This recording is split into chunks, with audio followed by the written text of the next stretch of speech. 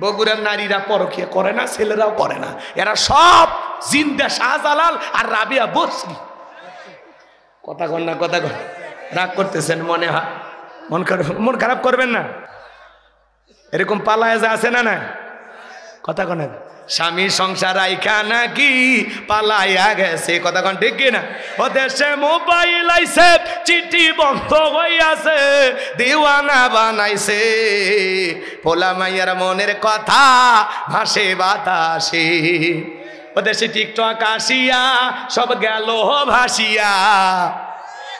TikTok video দেখেন না, অনেকের বউ টিকটক করে, যার বউ টিকটক করে এ তো সেলিব্রিটি, আর বইয়ের পা ধরে চুমে খাওয়া উচিত।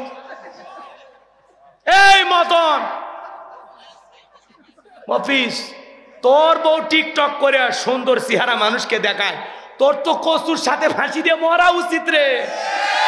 তোর রুচি এত খারাপ, তোর বউ সারা দুনিয়ার মানুষ দেখায়। এ বউ হলো পার্সোনাল জিনিস, পাবলিসিটি করার জিনিস না। বউ ঘরে ঢাকে রাখার জিনিস, আলগা করে দেখার জিনিস না। অসভ্য কোথাকার, ভালো হয়ে যা, ভালো হয়ে যা। বইয়ের ছবি ফেসবুকে ছাড়ে, ইয়ার চাইতে পাগলা আছে। যারা বইয়ের ছবি ফেসবুকে ছাড়ে এদের রুচিতে দুর্ভিক্ষ পড়ছে, এর মগজে কুত্তে পেশাব করছে। তোর বইয়ের ছবি ফেসবুকে কেন রাগ করছে না আপনারা? বলবো রাগ করবে না? হয় মেয়ে মানুষ নুডলস রান্না করতে স্যার কয় হ্যালো গাইস দেখেন কিভাবে নুডলস রান্না করতে হয়। প্রথমে আপনারা একটু সয়াবিনের তেল দেবেন, এরপরে তেজপাতা দেবেন, তারপর আমাকে একটা সর মারবেন। তো টিকটক করে বাই করে দেবো। এরকম টিকটকার বউ যারা পাচ্ছেন, বউ সাবধান করে দেন, আর টিকটক আইডি গাইড করে দেন। এই আপনার বউ টিকটক করবে কেন? বউ কাছের জিনিস, একা দেখার জিনিস, পার্সোনাল জিনিস, এটা শেয়ার করার মতো না রে ভাই। সিগারেট খায় একটা শেয়ার করে আর একটা বন্দুক টান মারবে দেওয়া যায়, কিন্তু বইয়ের ক্ষেত্রে নো চান্স। আমার জিনিস। আর এই পাগলা বন্দুক নিয়ে এসে কয় এ শেফালি কই গেলি? এই যে আমার দোস্ত আসছে রুবেল, একটু আসো না, তোমারে দেখতে চাই। ইয়ার কপালত চর মারা পাগলা, তোর বন্ধু দেখবি কে রে? কথা কয় না কে? আজকে সমাজে কোনো পর্দা নাই, বেপর্দা। ঘরগুলো ফ্রি হয়ে গেছে। চার ভাই এক জায়গায় থাকিচ্ছে, এর বউ কুই দেখিচ্ছে, ওর বউ কুই দেখিচ্ছে, খালি ঘুমানোর ক্ষেত্রে চান্স পায়। আর বাকি সময় যে যার বইয়ের সাথে ইচ্ছে গল্প করিচ্ছে, লুডু খেলিচ্ছে, লুডু লুডু। এরকম ফ্যামিলিও নাই, এলে বলে ফ্রি। আল্লাহ এদের হেদায়েত দান করুক। যাক, সময় নাই, তাছাড়া আরো সাইজ করলে মেন। বগুড়ার নারীরা পরকীয়া করে না, ছেলেরাও করে না, এরা সব জিন্দা শাহজালাল আর রাবিয়া বসরি। কথা কন না, কথা কন, রাগ করতেছেন মনে হয়, মন খারাপ করবেন না। মাঝে মাঝে বউকে নিয়ে এখানে সেখানে ঘুরতে যাবেন, হালাল বিনোদন। অবশ্যই বোরকা পরায়া, পর্দা করায়া 7 দিনের জন্য কক্সবাজার চলে যাবেন। মাঝে মাঝে বউকে নিয়ে এখানে সেখানে ঘোরাঘুরি করবেন। কথা কয় না গো? বোরকা পরায়া, পর্দা করায়া, হালাল বিনোদন। পিকনিক স্পটগুলোতে যাবেন, সুন্দর সুন্দর জায়গাতে বউকে নিয়ে ঘুরবেন, সময় দিবেন, ভালোবাসা বৃদ্ধি পাবে। আমি কি বলছি সমুদ্রের সৈকতে যায় হাফ প্যান্ট পরে গোসল করেন, তাহলে গুনাহ হবে, কিন্তু বোরকা পরে ঘোরাঘুরি করলে গুনাহ হবে না। যেখানে ভদ্র লোকেরা যায়, আবার বোরকা পরে বউ নিয়ে সিনেমা দেখতে যান না, সেই বাস করিনি। ভুল বুঝবেন না। আল্লাহ বোঝার তৌফিক দান করুক। বউকে যত সময় দিবেন, যত ভালোবাসা দিবেন, তত সম্পর্কটা গভীর হবে। কথা বলেন ঠিক কিনা?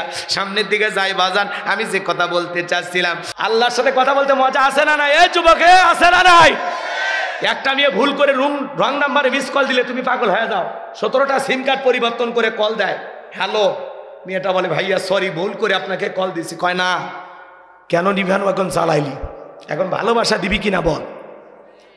একটা মেয়ের কণ্ঠ পেলে তুমি আমি পাগল হয়ে যায়। রাত 3:30টায় কুড়িগ্রামের এক মহিলা আমারে ফোন দিয়ে বলে হ্যালো তুমি কে সোহেল? আমি তখন বললাম না, আমি একটা হুজুর মানুষ। কয় ঢং করো না, রাত চলে গেলে আফসোস করবা। ও কি তাহাজ্জুদ পড়ার জন্য ডাকতে চায়? কথা কন না, কথা কন না। এই মোবাইল যুব সমাজকে নষ্ট করছে। এই মোবাইলের ওজন কম, কিন্তু এই মোবাইলের মাধ্যমে পাপের ওজন কম না বেশি?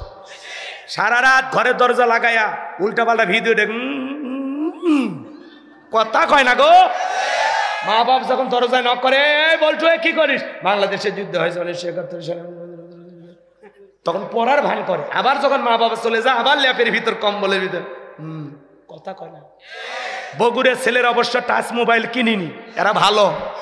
এই মোবাইল যুব সমাজের চরিত্র ধ্বংস করছে। প্রত্যেকটা মা বাবার উচিত ছেলে মেয়ের বিবাহের আগ পর্যন্ত কোনো ফোন দেওয়া যাবে না, আর দিলে বাটন বাটন এইটা কথা কন নাকি আপনারা? কারণ মোবাইল যুব সমাজের চরিত্র ধ্বংস করছে। এই মোবাইলের মাধ্যমে সারাদিন অনলাইনে জুয়া খেলে, ফ্রি ফায়ার পাবজি খেলে, কথা কন নাকি? আমি বলবো ও দেশে মোবাইল আইছে, চিঠি বন্ধ হইয়াছে, দিওয়ানা বানাইছে, পোলা মাইয়ার মনের কথা ভাসে বাতাসে। বলবো আর করবেন না তো?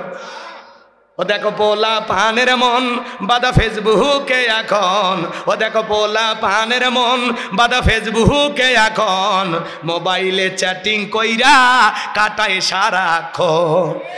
এই মোবাইল পাইয়া দেখো মদনের মাইয়া, এই মোবাইল পাইয়া দেখো মদনের মাইয়া কি কাণ্ড ঘটাইছে, স্বামী সংসার রাইখা নাকি পালাইয়া গেছে। 2 বাচ্চার মা 4 বাচ্চার মা পরকীয়া প্রেম করে পালিয়ে যায়। ওই যে আমাদের দাখিল মাদ্রাসা আসছিলেন, কোরআনুল কারীমের 41 নম্বর সূরা থেকে আলোচনা করেছিলেন। সূরাটির নাম হামিমাস সাজদা, মনে থাকবে তো ইনশাআল্লাহ? মোট আয়াত কত বলেছি? 54। রুকু আছে 6টি। বিশ্বনবীর মক্কার জিন্দিগিতে এই সূরাটি অবতীর্ণ হয়েছে। নাজিল হয়েছে কোথায়? মক্কায়। হিজরতের পূর্বে যে সূরাগুলো নাজিল হয়েছে এই সূরাগুলোকে মাক্কি সূরা বলা হয়, আর হিজরতের পরে যে সূরাগুলো নাজিল হয়েছে এই সূরাগুলোকে মাদানী সূরা বলা হয়। আমি যে আয়াত কারিমা তিলাওয়াত করেছি আয়াতের নাম্বার হলো 30। এই আলোচনা কবুল করার পরে আল্লাহ যেন আমাদের সবাইকে পার করে দেন ফুল সিরাতের ব্রিজ। জোরে বলেন আমিন। আর একটু জোরে বলেন না আমিন। সম্মানিত ভাইরা আমার, এই আয়াত কারিমা পাইবেন কোথায়? 24 নম্বর পারার 19 নম্বর পৃষ্ঠার 3 নম্বর লাইনে এই আয়াত কারিমা রয়েছে। চিৎকার মেরে বলুন আল্লাহু আকবার। আর কোনো ভূমিকা নাই, আর কোনো কথা বাড়ানো যাবে না, ডাইরেক্ট জবান ছেড়ে সবাই একটু মহাব্বতে আমার সঙ্গে তেলাওয়াত করুন। আউযু বিল্লাহি মিনাশ শাইতানির রাজিম, বিসমিল্লাহির রহমানির রহিম। বিতাড়িত মুরদাদ শয়তানের কাছ থেকে আল্লাহ পাকের কাছে আশ্রয় প্রার্থনা চাচ্ছি। পরম করুণাময় অসীম দয়ালু আল্লাহ তাআলা নামে শুরু করছি। আমরা যে কোনো কাজ শুরু করব কার নামে?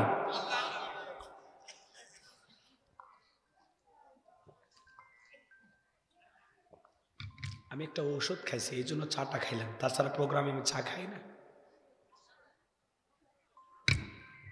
ডাক্তার বলে দিছে যে ঔষধটা খেয়ে 1 কাপ চা খা।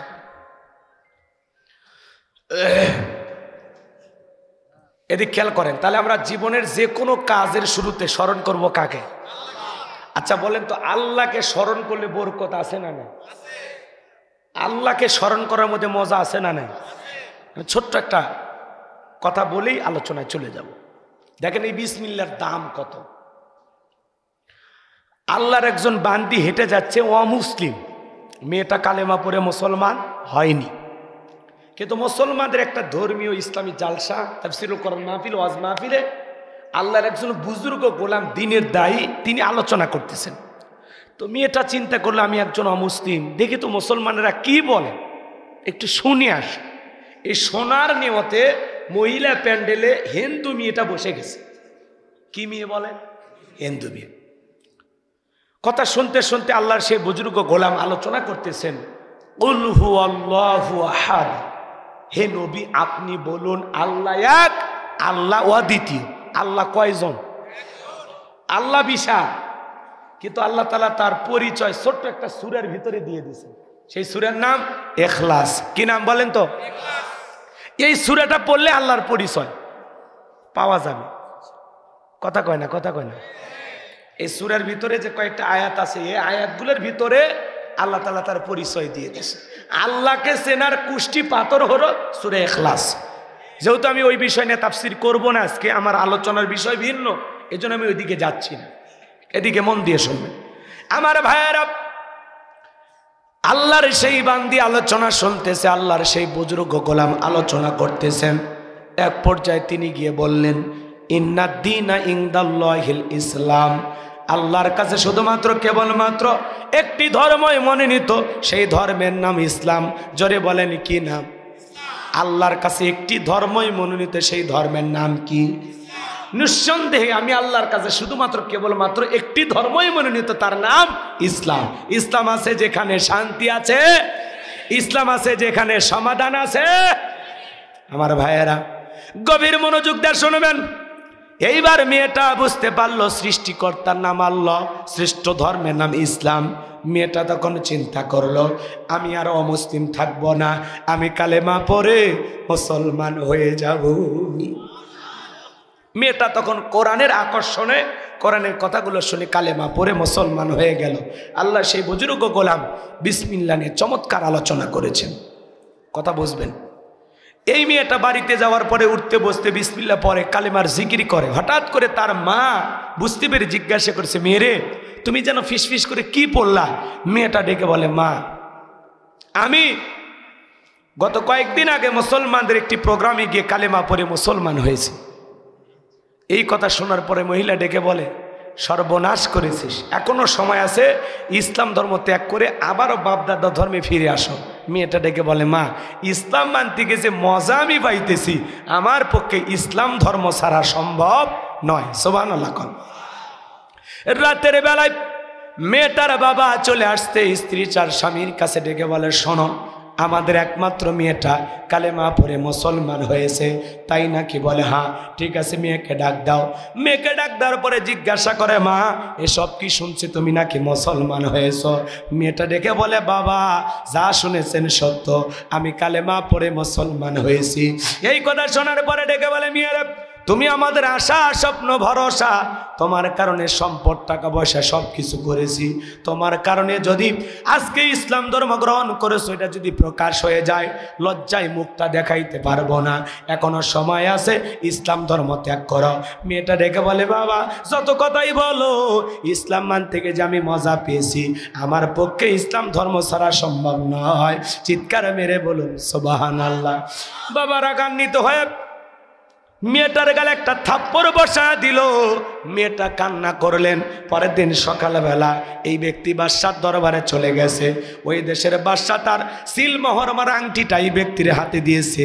ওই দেশের নিয়ম হলো বাদশার সিলমোহর মারা আংটি যার হাতে থাকবে, কোনো কারণে যদি বাদশার এই আংটিটা হেফাজত করতে সে হারিয়ে ফেলে দেয়, যদি কোনো কারণে তার কাছ থেকে আংটিটা হারিয়ে যায়, বাদশার নিয়ম অনুযায়ী বাদশা তাকে ফাঁসি দিয়ে মারবে। এই লোকের হাতে যখন আংটি দেওয়া হলো, লোকটা ডেকে বলে, বাদশা আমি এমনি নানান টেনশনে আছি, আপনার আংটির হেফাজত করতে পারবো না, আপনি আংটিটা নিতে পারেন। আবার আপনি বাদশা মানুষ আমার হাতে দিয়েছেন, ফেরত দিলেও বেয়াদবি দেখায়, এজন্য আমি বেয়াদবি করতে চাই না, আপনার কাছে আমি অনুমতি চাই। আপনি যদি অনুমতি দেন এই আংটিটা আমি আমার মেয়ের কাছে দেব। বাদশা ডেকে বলে, তাতে কোনো আপত্তি নাই, কিন্তু দেশের আইন সম্পর্কে মেয়েটাকে অবশ্যই অবগত করবেন। বাড়িতে যাওয়ার পরে মেয়েটার হাতে আংটি দিল। আংটিটা দেওয়ার পরে মেয়েকে ডেকে বলে, মা বাদশার সিলমোহর মারা আংটি, খবরদার তুমি যদি হারিয়ে ফেলে দাও, বাদশার আংটি হারানোর অপরাধে বাদশাকে তো তোমাকে ফাঁসি দিয়ে মারবে। মেয়েটা এবার বিসমিল্লাহির রহমানির রহিম বইলা সুন্দর করে আংটিটা জামার পকেটে রেখে দিল। মেয়েটা যখন রাতের বেলায় ঘুমের মধ্যে চলে গেছে, গভীর নিশীতে বাবা মেয়েটা রুমের ভিতরে প্রবেশ করে মেয়েটার পকেট থেকে আংটিটা চুরি করে বাড়ির পাশে নদী ছিল, নদীর ভিতরে ছুঁড়ে ফেলা দিয়েছে। বাবার চিন্তা ভাবনা হলো, এই যে মেয়েটার আংটি আমি ছুঁড়ে ফেলে দিলাম, বাদশার আংটি হারানোর অপরাধে বাদশা মেয়েটাকে ফাঁসি দিয়ে মারবে। মেয়েটা মুসলমান হয়েছে, সমাজে প্রকাশও পেল না, আমার উসুমাতা নিচু হলো না। আপন বাবা হয়ে মেয়ের বিরুদ্ধে ষড়যন্ত্র কেন করলো? কারণ মেয়েটা মুসলমান, বাবা হলো বেঈমান। কথা কয় না কেন? ইসলাম মানতে গেলে অনেক সময় বাবাও বিরুদ্ধে দাঁড়িয়ে যায়। ইব্রাহিম আলাইহিস সালামের বাবা দাঁড়ায় নাই? কথা কয় না, দাঁড়ায় নাই? ইসলাম মানতে গেলে ভাইয়েরাও বিরোধিতা করে, যেমন ইউসুফ আলাইহিস সালামের ভাইয়েরা। কথা বলে ঠিক কিনা? তো মেয়েটার বাবা এই গভীর ষড়যন্ত্র করলো মেয়েটাকে বিপদে ফেলার জন্য। আমি কি পুরো ঘটনাটা বলবো? আপনারা শুনবেন? কারা কারা একটু হাত তোলেন তো দেখি। লিল্লাহে তাকবীর। আমরা যে আয়াতে কারিমা তিলাওয়াত করেছি, আয়াতের নাম্বার কত? 30। জবান ছেড়ে সবাই একটু মহাব্বতে পড়ুন। আমার আল্লাহ রাব্বুল আলামিন বলেন, ইন্নাল্লাযীনা ক্বালু রাব্বুনাল্লাহু সুম্মাস্তাকামু তাতানাজ্জালু আলাইহিমুল মালাইকাতু আল্লা তাখাফু ওয়ালা তাহজানু ওয়া আবশিরু বিল জান্নাতিল্লাতী কুনতুম তুআদুন।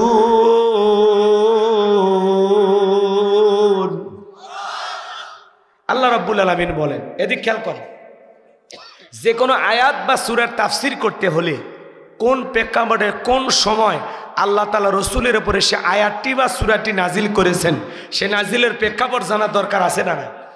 আরবিতে বলা হয় শানি নজুল। যদি শানি নজুল আলোচনা করা হয় তাহলে তাফসীর বুঝতে সহজ হয়। আল্লাহু আকবার বলেন। তাহলে এই আয়াতি কারিমাগুলো আল্লাহ তাআলা কোন প্রেক্ষাপটে নাজিল করেছেন, সময়টা কেমন ছিল, একটু জানার দরকার আছে। আমি কি বলবো? যদি শানি নজুল আলোচনা করা হয় তাহলে তাফসীর 50% আপনারা বুঝে ফেলে দিন। এই জন্য আয়াতের তাফসীর করতে হলে আগে শানি নজুল বলতে হবে। তাহলে নবীজির উপরে কোন প্রেক্ষাপটে আল্লাহ তাআলা নাজিল করেছেন আমি একটু বলি। যদি আমি খালি শানি নজুল বলি, ওইটা বললে 2 ঘন্টা লাগবে। এত সময় আপনাদের হাতেও নাই, আমার হাতেও নাই। সংক্ষিপ্ত যেটুকু না বললেই নয়। বিশ্বনবীর প্রিয় 2 জন মানুষ মাত্র 3 দিনের ব্যবধানে মারা গেলেন। কয়দিন? একজন হলেন আম্মা জান খাদিজাতুল কুবরা রাদিয়াল্লাহু তাআলা আনহা, আর একটা হলো চাচা আবু তালিব। একজন ঘরে ভালোবাসা দিয়ে আগলায় রাখতো, আর একজন বাহিরের দিক দিয়া ভালোবেসে আগলে রাখতো। 2 জনই রসুলের জীবনের সবচাইতে প্রিয় মানুষ ছিল। আল্লাহু আকবার বলেন। 2 জন মানুষকে হারিয়ে ব্যথিত হৃদয় নিয়ে নবীজি কালেমার দাওয়াত দিতে দিতে চলে গেলেন তাইফে। তাইফের মানুষ নবীজির দাওয়াত গ্রহণ না করে নবীজির জান্নাতি শরীর মোবারকে বৃষ্টির মতো পাথর নিক্ষেপ করলেন। পাথরের আঘাতে নবীজি আমার অজ্ঞান হয়ে পড়ে গেলেন। পাথর দিয়ে পুরো দেহটা ঢেকে গেছে। নবীজির প্রিয় সাহাবী যায়েদ বিন হারেসা বলেন, অনেক কষ্টে নবীজির শরীর মোবারক থেকে পাথরগুলো সরায় ফেললাম। নবীজির জ্ঞান ফিরে আসলো। নবীজি ডেকে বলে, আমার একটু উজু বানায় দাও। হযরতে যায়েদ বলেন, আমি যখন বিশ্বনবীর পা মোবারক থেকে জুতা খুলতে গেলাম, তাকায় দেখি নবীজির দেখে রক্তগুলো জুতার কাছে গিয়ে জমাট বেঁধে গেছে। একেবারে দলা দলা হয়ে পায়ের নিচে রক্তগুলো জমাট বেঁধে গেছে। নবীজির রক্ত দিয়া জুতার ভিতরে পাটা জমাট বেঁধে আসে। অনেক কষ্টে জুতাটা খুললেন। চিন্তা করেন, পৃথিবীর সেরা মানুষ, তিনি পাথর খাইছে। কথা বোঝেন নাই? কি হয়েছে ভাই? কিছু বললেন? ও দেখে আসছেন? আলহামদুলিল্লাহ, আমিও গেছিলাম। আমার ভাইয়েরা, দিল দিয়া কথাগুলো বোঝার চেষ্টা করবেন। বাজানো গো আমার, নবীজি নামাজের সিজদায় লুটিয়ে পড়লেন, আল্লাহ তাআলার কাছে দোয়া করতেছেন। ওই মুহূর্তে জিবরাইল এসে বলে, নবী, যেই তাইফের মানুষ আপনাকে পাথর নিক্ষেপ করেছে, আপনি যদি অর্ডার দেন গো নবী, পাহাড় চাপা দিয়ে তাইফের মানুষকে আমরা জনমের মতো বিদায় করে দেব। আমার নবী ডেকে বলে, জিবরাইল, তাইফের মানুষ না বুঝে আমাকে পাথর নিক্ষেপ করেছে, তুমি যদি তাদেরকে বিদায় করে দাও, আমি কার কাছে কালেমার দাওয়াত দেব? তাইফের মানুষকে আমি মাফ করে দিয়েছি, আমার আল্লাহ জানো তাইফের মানুষকে মাফ করে দেয়। আমার আল্লাহকে বলো, আমার আল্লাহ যেন তাইফের মানুষকে কষ্ট না দেয়। কেমন রহমতের নবী ছিলেন। আপনি আমি হইলে কি কর? ঠিক ঠিক জিবরাইলকে অর্ডার দিত, জানেন, কিন্তু রসুলের ভিতরে এত দয়া মায়া ছিল, এই জন্য আল্লাহ ঘোষণা করেছেন ওমা আরসালনাকা ইল্লা রাহমাতাল লিল আলামিন। নবী হলেন সমগ্র জাতির জন্য রহমত, মানব দানব জিন ইনসান সকল সৃষ্টিকুলের জন্য রহমত স্বরূপ। সুবহানাল্লাহ বলেন। যেখানে আল্লাহ রব সেখানে নবী রহমত। আল্লাহ হলেন রব্বুল আলামিন, নবী হলেন রাহমাতাল লিল আলামিন। আল্লাহু আকবার বলেন। গভীর মনোযোগ দিয়ে শুনবেন, নবীজি ফেরত আসলেন মক্কায়। এখানে আসার পরে অনেক ঘটনা আছে, আমি ওই কথাগুলো বলবো না। 19 দিন পর্যন্ত আসমান থেকে জিবরাইল আসে না, নতুন কোন আয়াতে কারিমা নাজিল হয় না। আমার ভাইয়েরা, কাফিররা সমালোচনা শুরু করে দিল, ও নবীর সাহাবীরা, তোমাদের নবী তো নতুন কোন আয়াত পাঠ করে শোনায় না, নাকি তার উপরে যে জিন ভর করেছিল সেই জিনটা বিদায় নিয়েছে? জোরে কন্যা উজুবিল্লাহ। বলতে লাগলো, নবীর সাহাবীরা, তোমাদের নবী তো নতুন কোন আয়াত বা সূরা পাঠ করে শোনায় না, নাকি তারা আল্লাহ তাকে ভুলে গেছে? জোরে কন্যা উজুবিল্লাহ। এই কথা বলে তারা সমালোচনা শুরু করলো। সাহাবায়ে কেরাম মনে মনে কষ্ট পায়, কিন্তু কোন সাহাবী নবীজির কাছে যায় কষ্টগুলো প্রকাশ করে না। এই যখন ইসলামের অবস্থা, 19 দিন পরে আল্লাহ তাআলা জিবরাইলের মাধ্যমে এই পাওয়ারফুল আয়াতে কারিমা নাজিল করলেন। চিৎকার মেরে বলুন আল্লাহু আকবার। আমার আল্লাহ রাব্বুল আলামিন জানিয়ে দিলেন, ইন্নাল্লাযীনা ক্বালু রাব্বুনাল্লাহ। আমার আল্লাহ তাআলা বলে, নিশ্চয়ই যারা বলে আমি তোমাদের রব, আমাদের রব কি? যারা বলে আমাদের রব আল্লাহ, আমাদের রব কে ভাই? এরপরে আল্লাহ বলেন সুম্মাস্তাকামু, এই কথার উপরে যারা ইস্তেকামাত থাকে, অবিচল অটল থাকে, তাতানাজ্জালু আলাইহিমুল মালাইকা, আসমান থেকে তাদের উপরে ফেরেশতা নাজিল হয়। ফেরেশতা নাজিল হয় 3 সময়। কোন কোন সময় আমি বলবো, শোনেন। ফেরেশতা এসে বলে, আল্লাহ তাখাফু, ভয় পেও না, ওয়ালা তাহজানু, চিন্তা করো না, ওয়া আবশিরু বিল জান্নাতিল্লাতী কুনতুম তুআদুন। আল্লাহু আকবার। আল্লাহ যে জান্নাতের প্রতিশ্রুতি, যে জান্নাতের ওয়াদা দিয়েছিল, সেই জান্নাত পেয়ে তোমরা আনন্দিত হও, সেই জান্নাত তোমরা গ্রহণ করো। চিৎকারে মেরে বলুন সুবহানাল্লাহ। এটা হলো আয়াতের সরল অনুবাদ। এবার চলেন আমরা মূল তাফসিরে চলে যাই, কষ্ট হবে আপনাদের। আল্লাহ তাআলা কি বলেন, ইন্নাল্লাযীনা ক্বালু রাব্বুনাল্লাহ, নিশ্চয়ই যারা বলে আমাদের রব আল্লাহ, আমাদের রব কে? সুম্মাস্তাকামু, সুম্মাস্তাকামু, এই কথার উপরে যারা ইস্তেকামাত থাকে, সুম্মাস্তাকামু, ইস্তেকামাত থাকা, অবিচল অটল থাকা। আপনাদের এই এলাকার রাস্তা আছে না বাজান? এবার শোনেন, মনোযোগ লাগান। ওই রাস্তার 2 ধার দিয়ে গাছ থাকে না? যখন ঝড় তুফান আসে, আইলা, নার্গিস, হুদহুদ, সনি, ফনি, মিগজাউ, মিথিলি, দানা, এই যে নানান ধরনের ঘূর্ণিঝড়ের নাম আছে। এই ঘূর্ণিঝড়গুলো যখন আসে, দেখবেন রাস্তার অনেক গাছ গছালি ভাঙ্গিয়া রাস্তার উপরে পড়ে থাকে। কে বাজান, কথা কন না? আপনার ঘুমাইছেন? সামনে গেলে মজা পাবেন, আর এই মজা পেতে গেলে কমপক্ষে আপনার 40 মিনিট একটু অপেক্ষা করলেন, তারপরে মজা পাবেন। যুবক যারা আছো নিরাশ হয় না, তোমরাও যুবক, আমিও যুবক, তোমাদের দুঃখ আমি ভালো বুঝি। পৃথিবীর অবস্থা করুন, বক্তার দরকার তরুণ, কথা বলে ঠিক কিনা? আফসোস করো না যুবক, আমি তোমাদের জন্য আসি। তোমাদের জন্য স্পেশাল কিছু আলোচনা মাথার মেমোরিতে সেভ করা আছে, সময় মতো ডাউনলোড দিয়ে শোনায় দেব। মা বোন যারা আছেন অপেক্ষায় থাকেন, আপনাদের জন্য স্পেশাল বরাদ্দ আছে, কথা কন। মা বোনদের একটু আলোচনার মাধ্যমে সাজিয়ে গুছিয়ে তোলা দরকার আছে না নাই? কারণ ঘর ঠিক দুনিয়া ঠিক, ঘরে শান্তি বাইরেও শান্তি, কথা কন। আর ঘরে যদি অশান্তি হয় জীবনটা জাহান্নাম হয়ে যাবে, কথা কন। তাহলে ওই পাগলিগেরও একটু লাইনত তোলার দরকার নাই, অপেক্ষায় থাকেন, শুরু করা লাগবে। তো ভাইবেন না যে হুজুর মনে হয় ঝিমাবে, একটু সময় দেয়, শুরু করতেছি। কষ্ট হচ্ছে আপনাদের?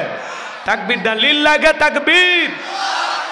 আমার ভাইয়েরা ভালো করে বোঝার চেষ্টা করবেন বাজান গো আমার। ঝড় তুফানে যেরকম গাছ গছালিগুলো ভেঙে যায়, আবার কিছু গাছ মজবুত ভাবে শিকড় দিয়ে দাঁড়িয়ে থাকে, থাকে কিনা? না, সব গাছ ছেঁটে যায়, কিছু গাছ মজবুত ভাবে শিকড় নিয়ে দাঁড়িয়ে থাকে। এর নাম হলো সুম্মাস্তাকামু, ইস্তেকামাত থাকা, অবিচল অটল থাকা, দৃঢ় থাকা, মজবুত থাকা, কথা বলেন ঠিক কিনা?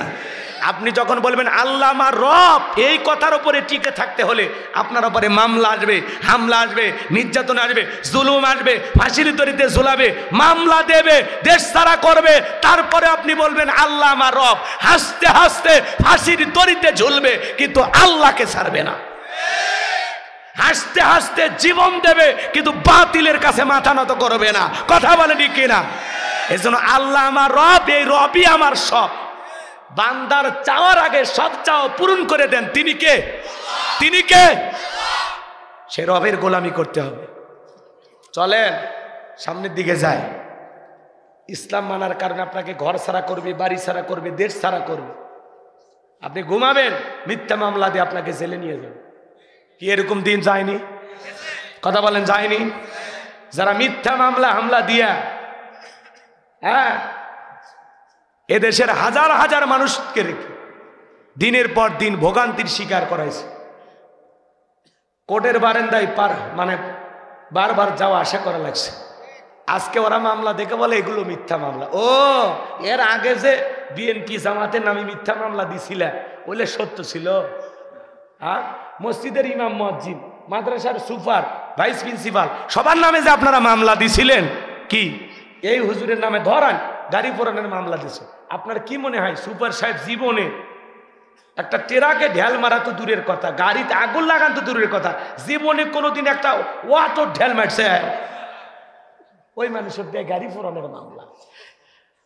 সুপ্রিম কোর্টে একজন জামিন নিতে গেছিল, অন্ধ মানুষ, তাক দিছে গাড়ি পোড়ানোর মামলা। অন্ধ মানুষ গাড়ি চেনে ভাই? ওই গাড়ি চেনে না, বাড়ি চেনে না। ওই গাড়িতে আগুন লাগেবার যা ওর শরীরে তো আগুন লেগে দেবে। কথা কয় ঠিক কিনা? এত বড় মিথ্যাবাদী এরা ছিল। কথা কয় না গো? বড় বড় ক্ষমতার দাম্ভিকতা, অহংকার দেখায় তো, আজ কই আছে? সব ভেঙে গেছে। কথা কন ঠিক কিনা? বড় বড় কথা বলতো, পালাবো না, যাবো না। ওরে বাবা, ঈশ্বর চাচাকে বলা হয় স্বৈরাচার শাসক। ঈশ্বর চাচা ক্ষমতার থেকে পদত্যাগ করে জেলে গেছে, কিন্তু দেশ ছাড়েনি। বাপের বেটা দেশনেত্রী বেগম খালেদা জিয়া জেল খাটছে, অসুস্থ অবস্থায় দেশে এখনো পড়ে আছে, দেশ ছাড়েনি, বাপের বেটি। আর আপনি কি বলতেন? পালাবো না, আমি মুখের বেটি। কই, আপনি তো আপনার কথা ঠিক রাখলেন না। নিজের জীবনের মায়া দেখলেন, একাই পালিয়ে যায় বাঁচলেন। আর এত নেতা কর্মী, এত অনুসারী, তাদের কথা ভাবলেন না। যেই নেতা জনগণের কথা ভাবে না, ওটা নেতা হতে পারে না। মমতাময়ী প্রধানমন্ত্রী বলতেন, মা পালিয়ে গেল সন্তানদেরকে বিপদে ফেলে। ওটা মা, ওটা মা। হ্যাঁ, আপনারাই কোন, আমি বলবো না। রাগ করতেছেন আপনারা? বড় বড় কথা বলতো, রান্না করা ভাত ভাগ্যে খাওয়া জোটেনি। যেদিন পালিয়ে গেছে ওই দিনও 12 পদের রান্না ছিল। নিজে বিয়েলি অনেক কিছু খায়, আর কয় কোথাও ফাঁকা রাখবেন না, সব জায়গায় সবজি চাষ করবেন। আর আমি লুটে ফুটে খাই। 11 লক্ষ কোটি টাকা দুর্নীতি করে বিদেশে পাচার করছে। কথা বলে ডেকে না? আমি ভারতকে এত কিছু দিছি, ভারত জীবনেও ভুলবে না। ওই জন্য ভারতে জায়গা হচ্ছে, দুনিয়ার কোন দেশ ওনাকে জায়গা দিচ্ছে।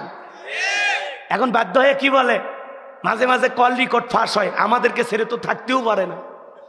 মাঝে মাঝে কল দিয়ে খোঁজ খবর নেই, আমি দেশের খুব কাছে আছি, চট করে ঢুকবো। তা ঢুকবেন তো আপনি আসেন, এই দেশ আপনার বাবার, এই দেশ আপনার স্বামীর, আপনি আসেন। এই দেশের 18 কোটি মানুষের 36 কোটি চোখ তাকায় আছে, আপনি আসেন। কথা কন না কেন? রাগ করতেছেন আপনারা? আসতেছেন? ওই যে আমি বলছি, বলবো, রাগ করবেন না তো?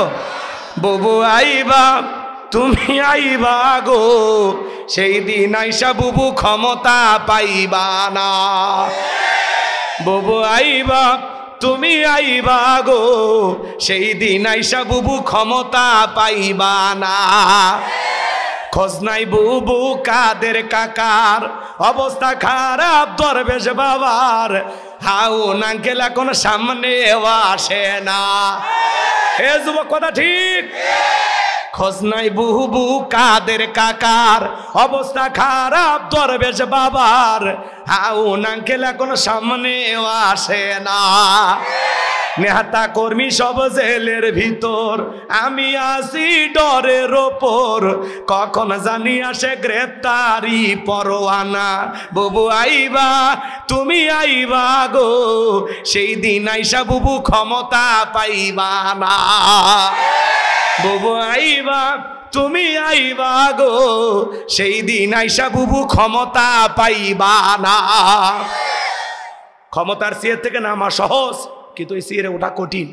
16 বছর ছিলেন, এর আগে 5 বছর, 21 বছর। বিধবা মানুষ আর কত লাগে, কথা কয় না গো।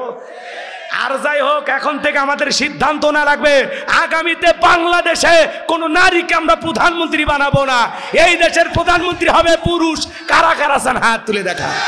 লিল্লাহে তাকবীর। হ্যাঁ, নারীদের দেখা দিন শেষ, আগামীতে পুরুষের বাংলাদেশ। কথা ক্লিয়ার? কিন্তু আমেরিকার ইতিহাসে 47তম প্রেসিডেন্ট হলো ডোনাল্ড ট্রাম্প। আজ পর্যন্ত আমেরিকা তার অভিভাবক কোন নারীকে বানায়নি। আমেরিকার ইতিহাসে আজ পর্যন্ত কোন নারী প্রেসিডেন্ট হয়নি। আমরাও সিদ্ধান্ত নেব, ডোনাল্ড ট্রাম্পের মতো আধা ভাগুলকে ওরা ক্ষমতায় বসালো, কিন্তু কমলা হ্যারিসকে নেত্রী মানেনি। ওরা আবার বয়ান দেয়, তারা তামাম পৃথিবীর মানুষের নারীর ক্ষমতায়নের দিকে উৎসাহ দেয়, আর নিজেরা আবার সেনা ঠিকই। ওরা কোনো নারীকে আমেরিকার প্রেসিডেন্ট বানায়নি আজ পর্যন্ত, কখনো কোনো নারী প্রেসিডেন্ট হয়নি। তাহলে আমরা পারবো না? এ জোরে কন। মেয়ে মানুষ ক্ষমতার চেয়ারে বসলে বোঝেন না ভাই, মেয়েদের রাগ বেশি, জেদ বেশি। বাড়ি ঘরে স্বামীর সাথে ঝগড়া লাগে, হাড়ি পাতিল ভেঙে ফেলে দেয়, স্বামী তুলে আসার মারে, ওদের জেদ বেশি গো। দেখলেন না 16 বছর ঘর জামাইয়ের মতো রাখছে, কিছু বলার ছিল না। কথা কোন ঠিকই না? হ্যাঁ, নারীরা যদি শান্তির জায়গা পায়, ওরা জীবন চলে যাবে, জায়গা ছাড়বি না। আর ওই জায়গায় টিকে থাকতে যদি পুরো দেশে আগুন লাগা দেওয়া লাগে, ওরা পুরো দেশে আগুন জ্বালাবি, তাও শান্তি ছাড়বি না। তার বাস্তব প্রমাণ পাইছেন তো। চলেন সামনের দিকে যাই, মনে অনেক দুঃখ জমে আছে, আস্তে আস্তে খুলে বলবো। কষ্ট হচ্ছে নাকি আপনাদের? যুবক রেডি আছো বাবা? তাকবীর দাও, লিল্লাহে তাকবীর। আমার ভাইয়েরা, তাহলে যে কথা আমি বলতে চাচ্ছিলাম গভীর মনোযোগ দিয়ে শুনবেন। তাহলে বলেন তো আমাদের রব কে? আল্লাহ বলেন, ইন্নাল্লাযীনা ক্বালু রাব্বুনাল্লাহ। আমার আল্লাহ রাব্বুল আলামিন ডেকে বলেন, নিশ্চয়ই যারা বলে আমাদের রব আল্লাহ। ও বগুড়ার মুসলমান, ডান হাতটা আসমানের দিকে তুলে শাহাদত আঙ্গুলি দ্বারা সাক্ষী দিয়ে বলেন তো আমাদের রব কে? আর একটু জোরে ডাক দেন আল্লাহ। ভালোবেসে জোরে ডাক দেন আল্লাহ। সবাই ভালোবেসে ডাক দেন আল্লাহ। এই যে আল্লাহ আল্লাহ বলে ডাক দিলাম, আমাদের আল্লাহ খুশি না বেজার? ভাই রে ভাই, এই জন্য আল্লাহ তাআলা বলেন, ইন্নাল ইনসানা লিরাব্বিহি লাকানুত। মানুষ বড় অকৃতজ্ঞ। ডাইরেক্ট বাংলা ভাষায় যাকে বলা হয় নিমক হারাম। একটা বন্ধুর সাথে যদি আপনার বন্ধুত্ব হয়, আপনি যেই কালারের শার্ট কেনেন ওরেও কিনে দেন, যেই কালারের গেঞ্জি নেন ওরেও দেন। লুঙ্গি কিনলে 2টা, গেঞ্জি কিনলে 2টা, লুঙ্গি কিনলে 2টা, গেঞ্জি কিনলে 2টা, মোবাইল কিনলে 2টা, সব খালি 2টা। মানে এত বন্ধুত্ব। তো হঠাৎ করে মনে করেন 2 জন বন্ধু, একজন বাদশা একজন রাজা। তো রাজা বিয়ে করিচ্ছে, বাদশাক দাওয়াত দেয়নি। তো অন্য বন্ধুরা এসে বলতেছে, দোস্ত তোমার বন্ধু যাকে তুমি সেই মহব্বত করতে, তার নাকি বিয়ে, তোমাকে দাওয়াত দিছে। কই বেঈমানের কথা বলবি না, নিজের ভাইয়ের মতো ভালোবাসলাম, কি দিলাম না রে। যেটা কিনছে 2টা, আমার একটা ওর একটা। আর আজকে সেই বেঈমান বিয়ে করে, আমাকে দাওয়াত দেয় না। এ দুঃখ আমি রাখবো কোথায়? মাত্র কয়েকদিন, 10 দিন, 12 দিন, বা 1 বছর, 2 বছর, 5 বছর, 10 বছর, অথবা 20 বছরের এই বন্ধুত্বের খাতিরে আপনি যদি আরেকজনকে বেঈমান বলতে পারেন, অকৃতজ্ঞ বলতে পারেন, আল্লাহ যে আপনাকে এত খাওয়ায়, এত দেয়। এই জন্য আল্লাহ বলতেছেন, ইন্নাল ইনসানা লিরাব্বিহি লাকানুত। মানুষ বলে বাংলা ভাষা যাকে বলা হয় নিয়ামত হারাম। আল্লাহর এত নিয়ামত খায়, আল্লাহ এত নিয়ামত দিয়েছে। এই পৃথিবীর জমিনে যা কিছু দেখতেছেন সবকিছু আল্লাহ আপনার আমার জন্য সৃষ্টি করছে। হুয়াল্লাযী খালাকা লাকুম মা ফিল আরদি জামিআ। পৃথিবীতে যা কিছু দেখো বান্দা, সব কিছু আমি আল্লাহ তোমাদেরকে সৃষ্টি করেছি। আর তোমাদেরকে সৃষ্টি করেছি আমি আল্লাহর গোলামি করার জন্য। বলুন আল্লাহু আকবার। হাঁস মুরগি গরু ছাগল খাবার খায়, মাথা নিচের দিকে নামায়, কিন্তু আপনি আমি আশরাফুল মাখলুকাত, আল্লাহর ভিআইপি সৃষ্টি। কুনতুম খায়রা উম্মাতিন উখরিজাত লিন-নাস, আল্লাহ বলেন তোমাদেরকে উত্তম জাতি বানালাম, ভিআইপি বানালাম, মর্যাদার আসনে বসাইলাম। খাবার খাওয়ার জন্য মাথা নত করতে হবে না। আমি আল্লাহ ডিজিটাল 2টা কাঁটা চামচালা হাত দিলাম, হাতের গিটাই ভাঁস। আল্লাহ যদি বাঁশের মতো হাত সোজা করে দিতেন, কি কেমনে খাইতেন? এভাবে তুলে কঠিন হয়ে যেত। কথা কোন ঠিক কিনা? এই যে গিটাই ভাঁস এত সুন্দর করে কে বানাইছে? জোরে বলেন, কে বানাইছে? একটু চিন্তা করলে আল্লাহর সৃষ্টি নিয়ে ব্রেন খুলে যাবে। এত সুন্দর করে আল্লাহ বলেন লাকাদ খালাকনাল ইনসানা ফি আহসানি তাকওয়িম। বান্দারে তোরে বড় সুন্দর গঠন দিয়ে আমি আল্লাহ সৃষ্টি করেছি। সুবহানাল্লাহ। পৃথিবীর সব সৃষ্টি আল্লাহ বলেছেন কুন ফায়াকুন, সঙ্গে সঙ্গে হয়ে গেছে। মানুষকে আল্লাহ তাআলা তার আপন কুদরতি হাত দিয়ে সৃষ্টি করছে। একটু জোরে বলবেন না সুবহানাল্লাহ? তাহলে সে আল্লাহর গোলামি করার দরকার আছে না? না। একটা কুকুর শুকনো হাড় খায় আপনার বাড়ি, যেটা আপনি খাইতে পারেন না, যেটা চিবানো আপনার পক্ষে সম্ভব নয়, ওই শুকনো হাড্ডি খাইয়া রোদ নাই, বৃষ্টি নাই, ঝড় নাই, তুফান নাই, মালিকের বাড়ি পাহারা দেয়। অপরিচিত লোক দেখলেই সিগন্যাল দেয়, ও কোন এলাকা থেকে আসছো, ভিতরে যাইবা, অনুমতি আছে, কার সাথে দেখা করবা, ও ওর ভাষায় বলে। কথা কর নাকি আপনারা? ভিতরে থাকা ব্যক্তি যখন ধমক দেয়, চুপ, আসতে দে, তখন বলতেছে ও ভিতরে অনুমতি আছে, ঠিক আছে যা, আমি দেখতেছি। আগন্ত ব্যক্তি আর বাড়ির মালিক দুইজন মিলে গল্প করে, কুকুর লেজ নাড়ে আর চতুর্দিক দিয়ে ঘোরে।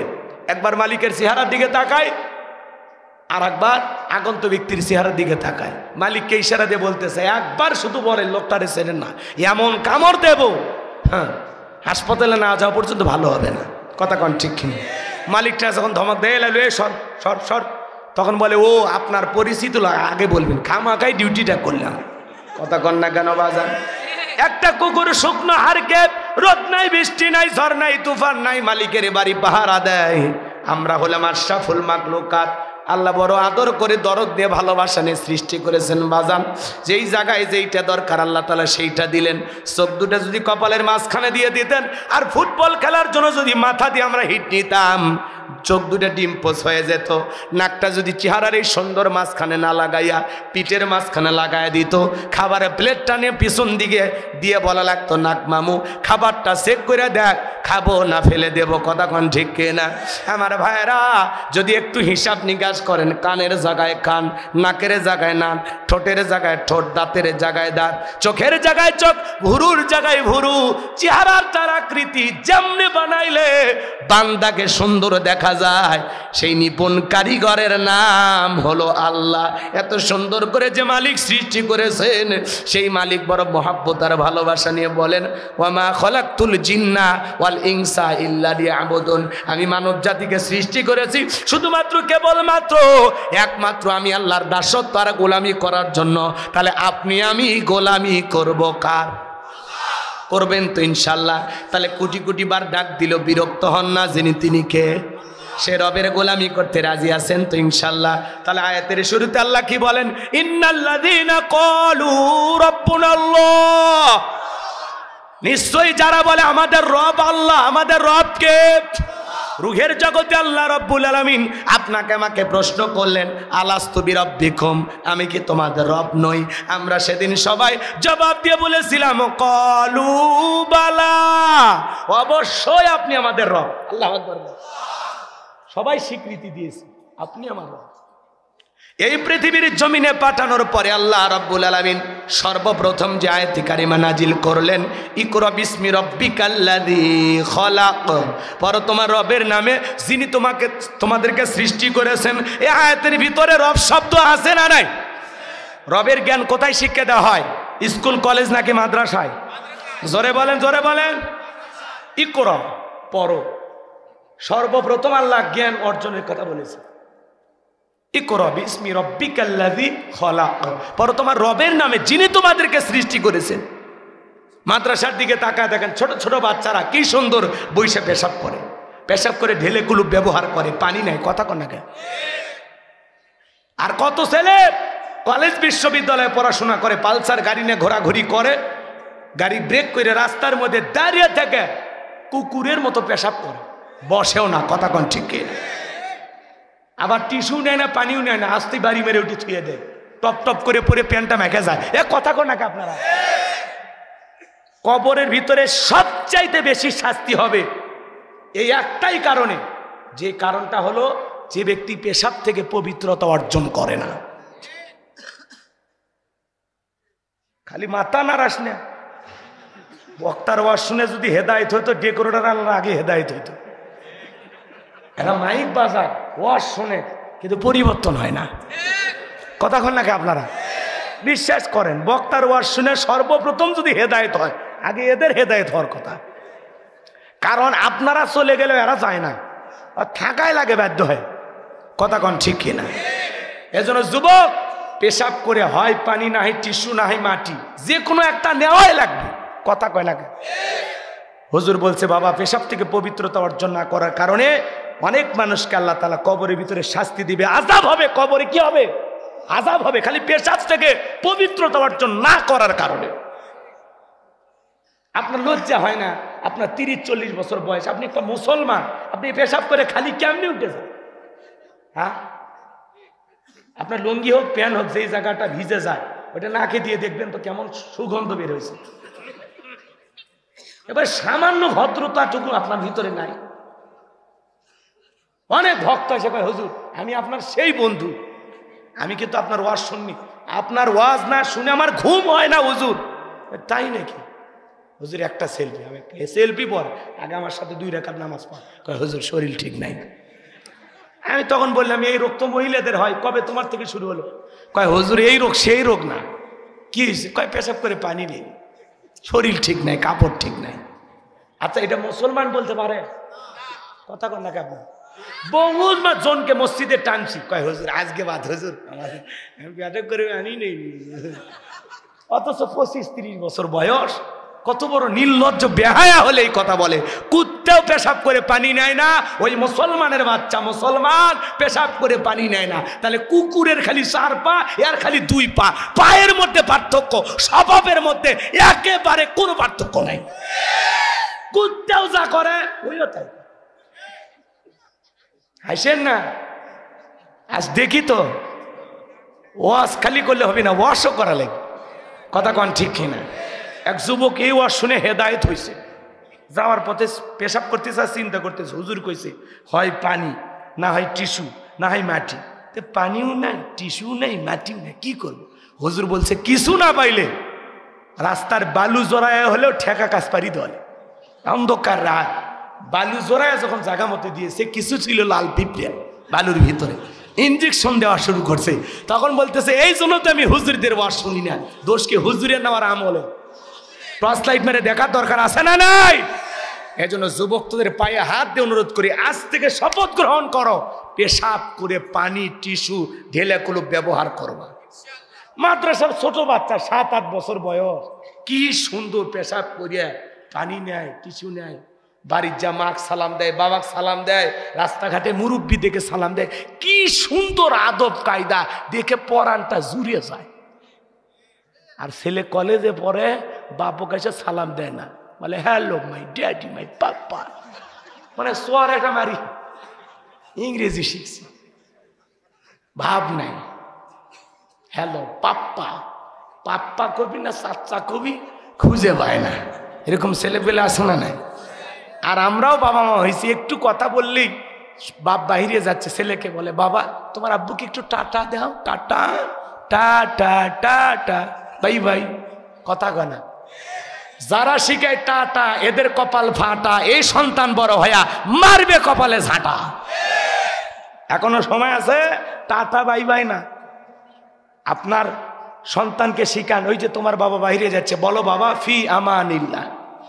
কথা কয় না, হ্যালো না, ফোন দেওয়ার সাথে সাথে বলবেন আসসালামু আলাইকুম ওয়া রাহমাতুল্লাহ। হ্যালো না, কি বলবেন?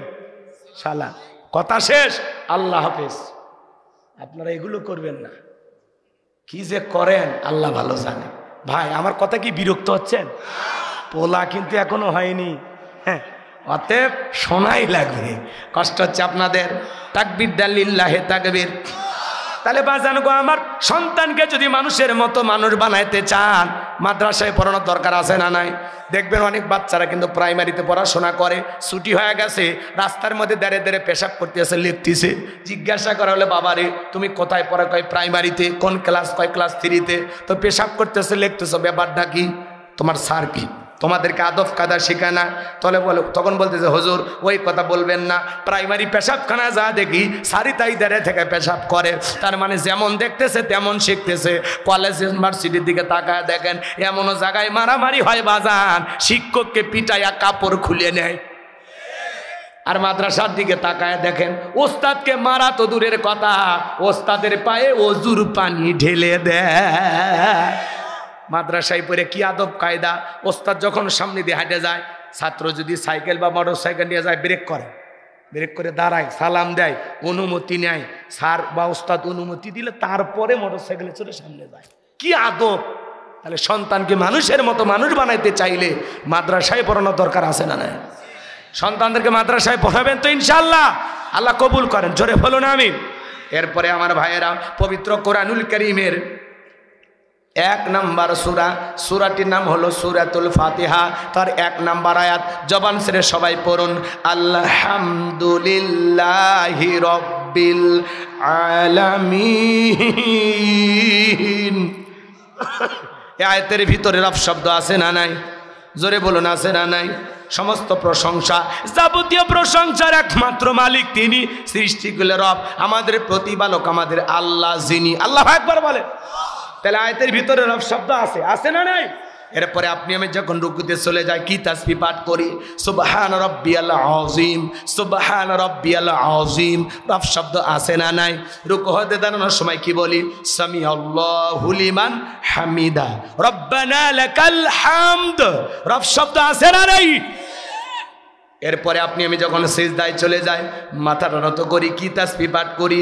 সুবহান রাব্বিয়াল আ'লা, সুবহান রাব্বিয়াল আ'লা, সুবহান রাব্বিয়াল আ'লা। রব শব্দ আছে না নাই? অনেকে খালি সুবহান সুবহান সুবহান সুবহান সুবহান, সুবহানাল্লাহ কয় না, সয়াবিনের তেল কয়, আল্লাহ ভালো জানে। স্পষ্ট বোঝা যায় না, খালি ফিস ফিস করে। স্পষ্ট করে আপনাকে বলতে হবে সুবহান রাব্বিয়াল আ'লা, সুবহান রাব্বিয়াল আ'লা, সুবহান রাব্বিয়াল আ'লা, সুবহান সুবহান সুবহান। আছে না নাই? আল্লাহ যেন সঠিক বুঝদান করেন, জোরে বলুন আমিন। এরপরে যখন নামাজের সালাম ফিরানোর পরে আল্লাহর কাছে হাত তুলে কি দোয়া করি?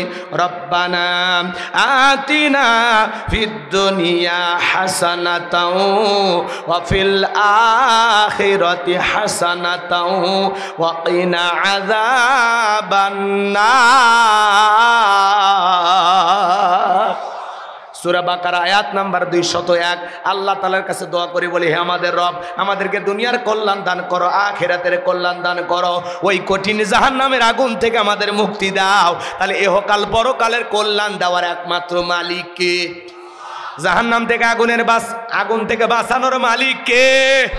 পবিত্র কোরআনুল কারীমের সর্বশেষ যে সূরাটির নাম হলো নাস, তার 1 নম্বর আয়াত, কুল আউযু বিরাব্বিন নাস। আয়াতের ভিতরে রব শব্দ আছে না নাই? জীবনের পরতে পরতে সব জায়গায় রব। আপনি আমি যেদিন মারা যাব, মসজিদের মাইকে যেদিন এলান জারি হবে, এই গ্রামের মুখ ব্যক্তি বেছে নাই, ইন্না লিল্লাহি ওয়া ইন্না ইলাইহি রাজিউন। আপনার আমার মৃত্যুর সংবাদ শোনার পরে বিবি কেঁদে বলবে স্বামী নাই, ছেলেটা কেঁদে বলবে বাবা নাই, মেয়েটা কেঁদে বলবে আমার বাবা নাই, পিতামাতা বেঁচে থাকলে তারা বলবে কলিজার ধনটা হারাইলাম। আত্মীয় স্বজন সবাই মৃত্যুর সংবাদ শোনার পরে ছুটে আসবে বাড়িতে। এ বাজান দামি বিল্ডিংটা বানাইলেন, দামি ওয়াশরুমটা বানাইছেন বাজান, ওই 5-10 লাখ টাকা দিয়ে যে বাথরুম টয়লেট বানাইছেন, ওখানে আপনার জীবনের শেষ গোসল হবে না। আপনাকে ঘর থেকে বের করে চকির উপরে শোয়া দিয়া, মশারি টাঙাইয়া, দেখে রঙিন পোশাক খইলা, বড়ই পাতার গরম পানি দিয়া গোসল করানোর পরে সাদা কাপড়ে চকলেটের মতো মোড়াইয়া মসজিদের খাটিয়াতে তুইলা 4 জন বরযাত্রী ধরে অন্ধকার কবরে নিয়ে যাবে। 3 জন মানুষ কবরে লাশটা রাখার জন্য নামবে বাজান। মনে হবে এরা 3 জন বুঝি আমার সাথী হবে। একে একে সবাই কবর থেকে উঠে আসবে। এরপরে যখন কবরের ওপরে বাঁশের বিছানা বিছায়া দেবে, এরপরে যখন মনকে মন মাটি কবরের ওপরে চাপা দেবে বাজান, সবাই আপনার আমার লাশটা রেখে যখন চলে আসবে, কবরে থাকা ব্যক্তি ওদের পায়ের আওয়াজ শুনতে পাইবে, চিৎকার মেরে ডেকে বলবে আমাকে একা রাইখা যাইও না। কবরে থাকা ব্যক্তির চিৎকার দুনিয়ার কেউ শুনতে পাবে না। আমার ভাইয়েরা, ওই কবর বড় কঠিন জায়গা।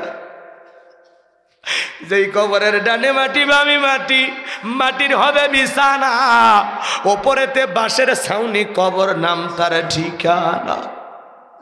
আপনার আমার নবীজি বলেছেন কলা কলা রাসূলুল্লাহি সাল্লাল্লাহু আলাইহি ওয়াসাল্লাম, ইন্নামাল কুবুরু রাউযাতুম মিন রিয়াদিল জান্নাহ আও হুফরাতুম মিন হুফারিন নার। রাহু তিরমিজি, তিরমিজি শরীফের হাদিস। আল্লাহ রাসূল বলেছেন, যে ব্যক্তির আমল ভালো, মৃত্যুর সঙ্গে সঙ্গে আল্লাহ তাআলা তার কবরটাকে জান্নাতের বাগান বানায় দিবেন, বলুন সুবহানাল্লাহ। আর যে ব্যক্তির আমল খারাপ, আও হুফরাতুম মিন হুফারিন নার, তার কবরটা হবে জাহান্নামের আগুনের গর্ত।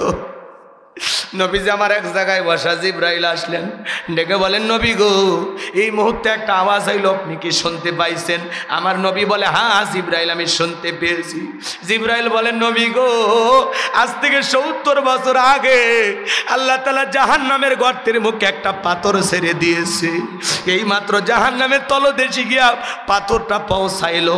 চিন্তা করেন বাজার, একটা পাথর ছেড়ে দিলে নিচে পড়তে যদি 70 বছর লাগে, আল্লাহ না করুক, আল্লাহ না করুক, আপনার আমার গুনাহের কারণে, অপরাধের কারণে আসমান জমিনের মালিক আল্লাহ বেজার হইয়া যদি জাহান্নামের আগুনের গর্তে ফেলে দেয়, আপনার আমার কিন্তু বাঁচার কোনো উপায় নাই। এই জন্য কবর বড় কঠিন জায়গা বাজার, এই কবর বড় কঠিন জায়গা। ফামাই আমাল মিসকালা যাররাতিন খায়রান ইয়ারা ওয়া মাই আমাল মিসকালা যাররাতিন শাররান ইয়ারা। বান্দা, তুমি যদি যারা পরিমাণ অনুপরিমাণ নেক আমল করো, ওইটাও তোমার আমল নামায় লিপিবদ্ধ করা হবে। তুমি যারা পরিমাণ আমল যদি করো, তুমি যদি যারা পরিমাণে বদ আমল করো, ওইটাও তোমার আমল নামায় লিপিবদ্ধ করা হবে। আর যারা গুনাহে একবার অন্ধকার কবরে যাবে, ওই কবরের ডানের মাটি বামে চলে যাবে, বামের মাটি ডানে চলে যাবে। এমন জোরে চাপ দেবে বাজার, এক পাথরের হার অন্য পাথরে ঢুকে যাবে। কবরে থাকা অন্ধ ফেরেশতা চোখে দেখে না, কানে শোনে না, হাতুড়ি দিয়ে বাড়ি মারবে বাজার। ওই হাতুড়ি যদি উহুদ পাহাড়ের ওপরে মারতো, ওই উহুদ পাহাড় জমিনের নিচে চলে যাইত। ওই আঘাত করবে বাজার, কবরে থাকা বিষাক্ত সাপ একবার যদি সবল মারে, পা থেকে মাথা পর্যন্ত বিষের যন্ত্রণায় দেহটা জ্বলে যাবে। দেহটা 70 হাত মাটির নিচে চলে যাবে। ওই কবর বড় কঠিন জায়গা, সাপ বিচ্ছুর কারখানা বাজার। কবর কিন্তু জায়গা ভালো না। কথা বলেন না কেন? কবর কিন্তু ভালো জায়গা না। 6 দিন পরে নখ খসে যাবে, 9 দিন পরে চুল। কবর গায়ের সামান নিতে কইরো না কেউ ভুল। কবর জায়গা ভালো নয়, কবর জায়গা ভালো নয়। আমল দিয়ে কবর গৃহ সাজিয়ে নিতে হয়। কবর জায়গা ভালো নয়, কবর জায়গা ভালো নয়। আমল দিয়ে কবর গৃহ সাজিয়ে নিতে হয়। 17 দিনে পেট পেটে শেষ পোকার খাদ্য হবে। 7 দিন পরে গোস্ত খাবে না, কঙ্কাল পরে রবে। চিন্তা করেন, কবরের ভিতরে যখন পেটটা ফেটে যাবে, পোকাগুলো কিলবিল কিলবিল করে নাক মুখ দিয়ে ঢুকবে, চুলগুলো খসে যাবে, গোস্ত খসে যাবে। আর কত মানুষ কবরে পেটটা ফেটে গেল, কি দুর্গন্ধ। 17 দিনে পেট পেটে শেষ পোকার খাদ্য হবে, 7 দিন পরে ঘুষ থাকবে না, কঙ্কাল পরে রবে। 90 দিনে হাড়গুলি সব 90 দিনে হাড়গুলি সব আলাদা হয়ে রয় কবর। জায়গা ভালো নয় কবর, জায়গা ভালো নয়। আমল দিয়ে কবর গৃহ সাজিয়ে নিতে হয়। 6 দিন পরে নখ খসে যাবে, 9 দিন পরে চুল। কবর গায়ের সামান নিতে কইরো না কেউ ভুল। কবর জায়গা ভালো নয় কবর, জায়গা ভালো নয়। আমল দিয়ে কবর গৃহ সাজিয়ে নিতে হয়। এ বাজান কবর বড় কঠিন জায়গা। নবীর সাহাবী হযরত ওসমান রাদিয়াল্লাহু তাআলা আনহু জান্নাতের সার্টিফিকেট প্রাপ্ত সাহাবী, কবর দেখে অঝরে চোখের পানি ছেড়ে দিয়ে কান্না করতেন। সাহাবায়ে কেরাম ডেকে বলে, ভাই ওসমান আপনি কবর দেখে কেন কান্না করেন? হযরত ওসমান ডেকে বলেন, এই কবর হলো প্রত্যেকটা মানুষের প্রথম মঞ্জিল, প্রথম ঘাঁটি, প্রথম স্টেশন। এই কবরে 3টা প্রশ্ন করা হবে। যে সঠিক উত্তর দিতে পারবে তার মিজান ফুলসিরাতে কোনো টেনশন নাই। সে উত্তর দিতে পারবে না, তার বাঁচার কোনো উপায় নাই। ওই কবরের ভিতরে আপনাকে আমাকে প্রশ্ন করা হবে, মার রব্বুকা, তোমার রব কে?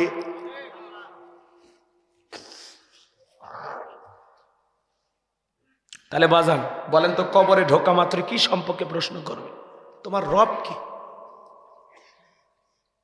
যারা এই দুনিয়ার জমিনে রবের গোলামি করেছে, এক আল্লাহর ইবাদত করেছে। আচ্ছা বলেন তো, যারা চাকরি করে তাদের ভাগ্যে তো বেতন বোনাস, কথা কয় না গো?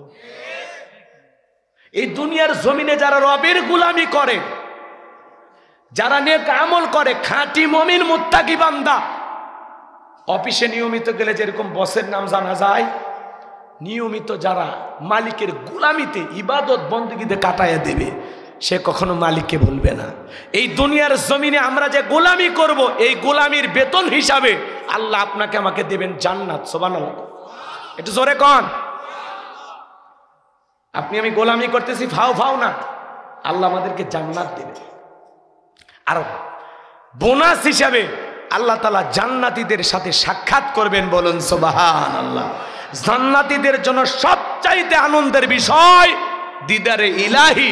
জান্নাতীরা আল্লাহর সাথে সাক্ষাৎ করবেন। পূর্ণিমার চাঁদ দেখতে যেমন সমস্যা হয় না, জান্নাতীরা তেমনি ভাবে আল্লাহকে দেখবে, কোনো সমস্যা হবে না। চিৎকার মেরে বলুন সুবহানাল্লাহ। কারা কারা আল্লাহকে দেখতে চান একটু হাত তুলে দেখান তো দেখি। আল্লাহ তাকায় দেখো, আল্লাহ কাহাদুর মানুষগুলো, বগুড়ার মানুষগুলো তোমারই দেখতে চায়। আল্লাহ আমাদের জিন্দেগির অনেক ত্রুটি আছে, অনেক সমস্যা আছে। আজ থেকে আমরা কথা দিলাম, আল্লাহ নেক আমল করব, আমরা জান্নাতে গিয়ে আপনাকে দেখতে চাই। আল্লাহ এই আশা আমাদের পূরণ করে দাও। জোরে বলেন আমিন। আরেকটু জোরে বলুন আমিন। হাত নামান, হাত নামান। আর ভাইরা শোনেন শোনেন, নেক আমল করতে হবে। যারা নেক আমল করবে আল্লাহর প্রিয় গোলাম হবে, মুমিন মুত্তাকি হবে। নেক আমল করে কোরআন সুন্নাহ মোতাবেক জীবনটাকে সাজাবে। আল্লাহ রেখে যা বিধান মোতাবেক, রসুলের রেখে যাওয়া আদর্শ মোতাবেক যারা জমিনে চলবে, যারা নেক আমল করবে, 5 ওয়াক্ত সালাত আদায় করবে, আল্লাহর গোলামি সঠিকভাবে করবে, ওই মুমিন মুত্তাকি বান্দা নেক আমল করে কবরে যাবে। যারা কবরের সওয়ালের সঠিক উত্তর দিতে পারবে তারা। সুবহানাল্লাহ বলেন।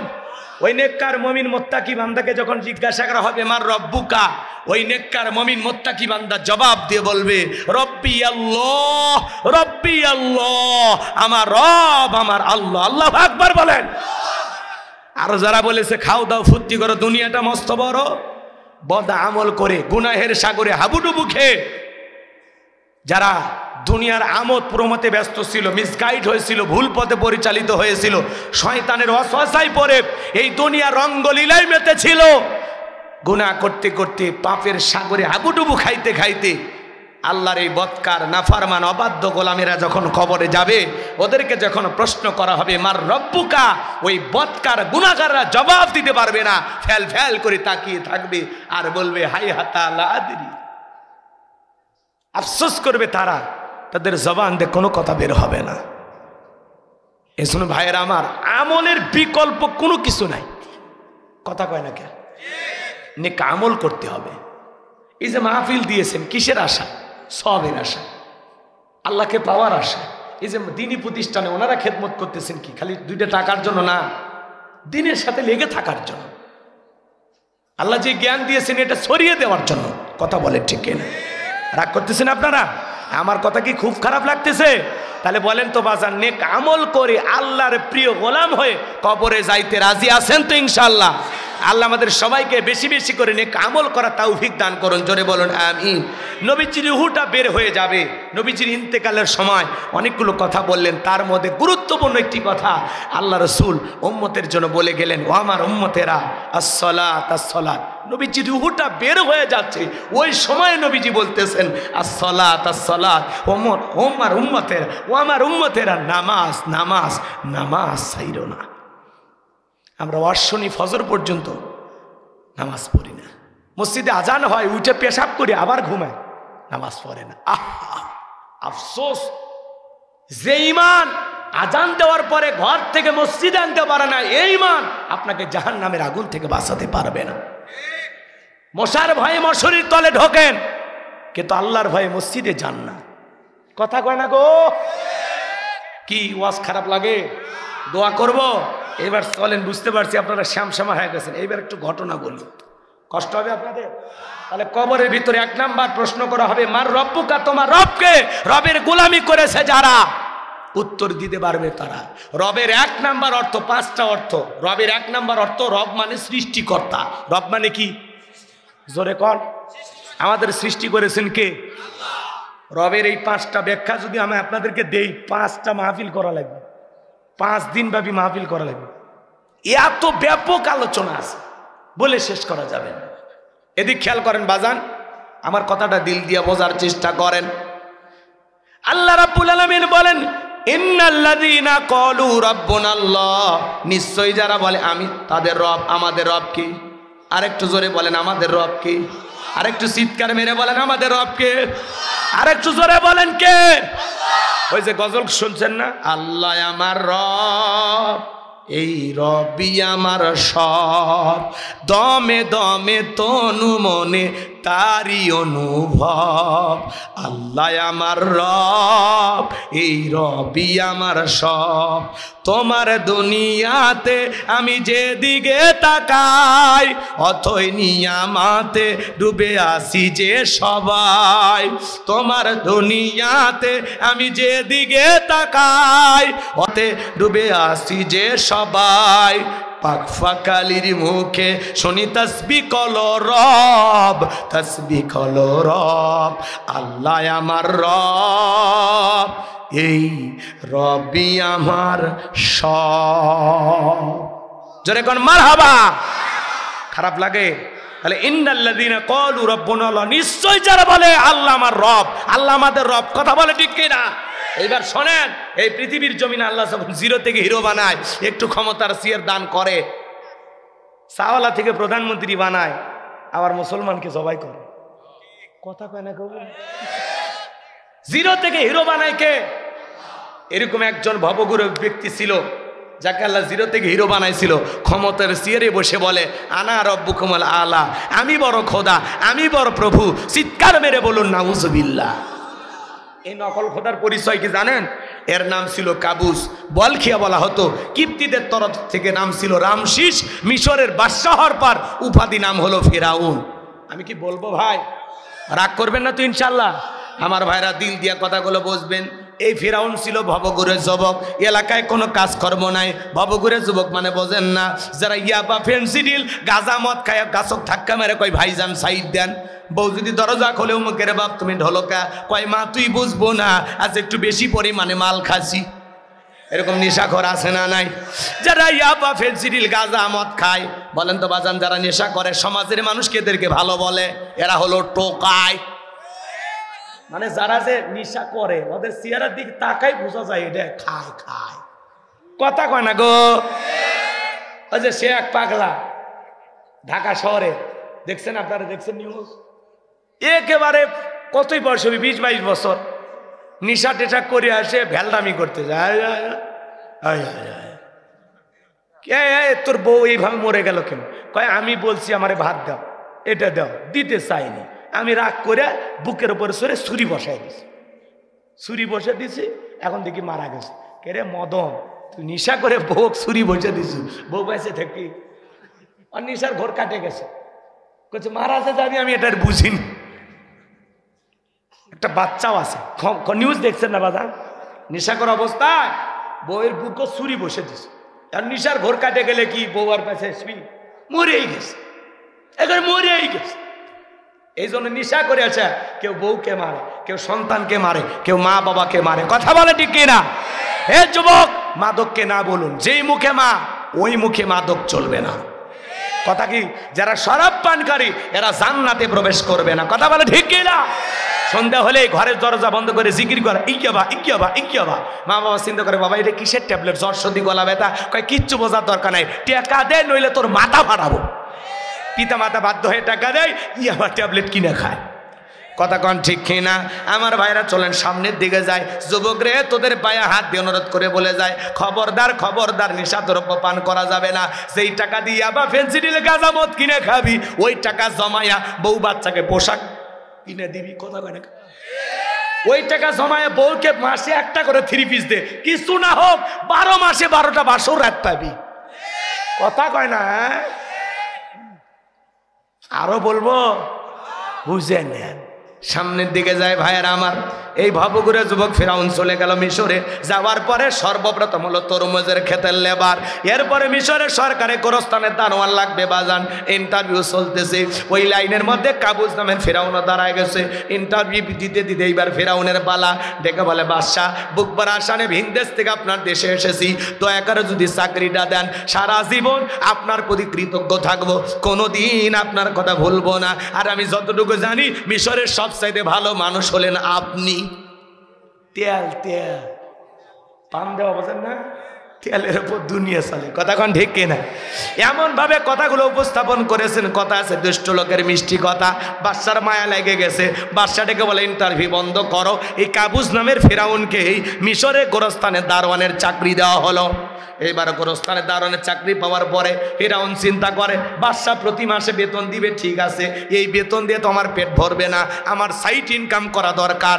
এইবার যারা লাশ দাফন করতে আসে ওদেরকে ডেকে বলে, শোনো, লাশ প্রতি আমার একটা করে দিরহাম দিতে হবে, না হলে আমি লাশ দাফন করতে দেব না। জনগণ টেনশনে পড়ে গেল, একটা দিরহাম এই ছেলেকে দিতে হবে। এইবার তারা টেনশনে পড়ে গেল আর চিন্তা করলো, একটা দিরহামের জন্য বাদশার দরবারে বিচার নিয়ে যাব, লাশ পয়সা করলে শেষ হয়ে যাবে, অতএব একটা টাকা যদি পাই এই ছেলেটাই পাক। এই কথা ভেবে জনগণ একটা করে দিরহাম দেওয়া শুরু করলো। এইটার নাম কি? ঘুষ।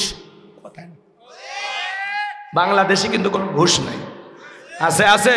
শোনো এই দেশটার গল্প করি, দেশটা মনে হয় স্বপ্নপুরী, সুদখোর ঘুষখোর মদখোর জুয়াখোর হে তাই আসে ভুরি ভুরি, হে তাই আসে ভুরি ভুরি।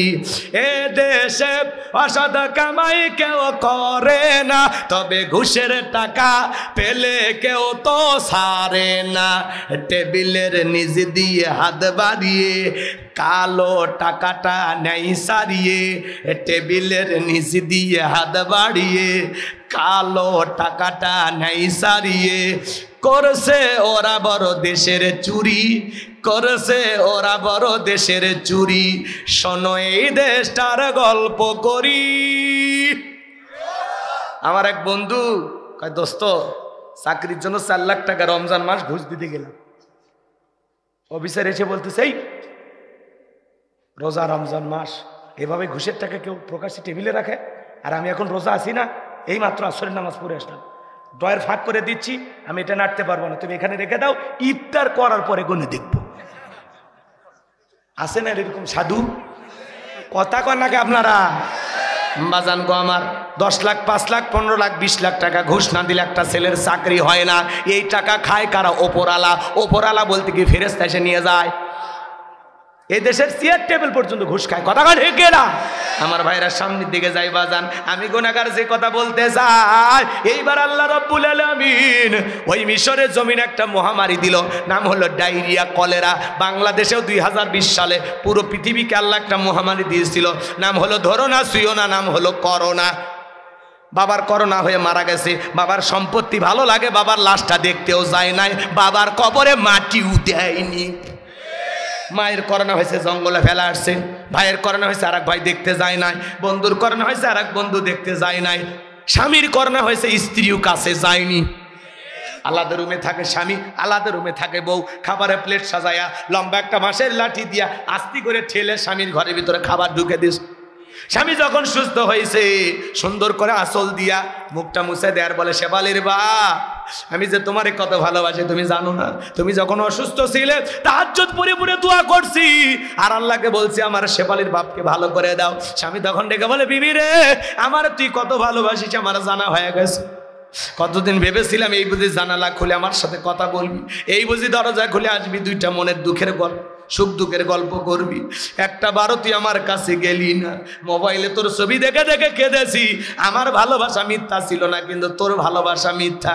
তুই যে আমারে কত ভালোবাসিস তার প্রমাণ আমি পাইছি।